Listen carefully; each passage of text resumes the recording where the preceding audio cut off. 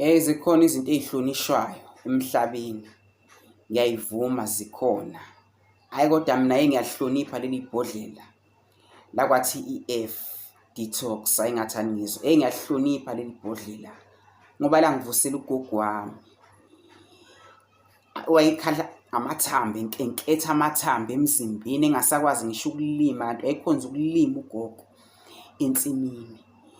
Esehlala into ephathwa amajaqamba, ekhala ngazo zonke izifo.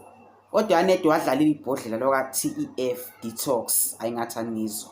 Namhlanje ugogo izinto ay'tshala ensimini, ngithi izinto ay'tshala ensimini, iy'thelo ezimnandi ay'tshala ensimini yakhe, ngeke ukholwe ukuthi kade y'linywa izandla zakhe. Akusekho mathambo akhala ngawo ngenxa yaleli bhodlela lakwa-T_E_F Detox. Akusekho zifo ahlale ey'bika ekhala ngazo. Ngeke usho ukuthi ugogo ono-90 years. Hhayi ngathani ngizwa ngathi you don't understand my assignment. Nawe kuleso sigulo leso obhekene naso, uzongithinta enambeni yami ku-TikTok, ngikuposele ngophepho leli bhodlela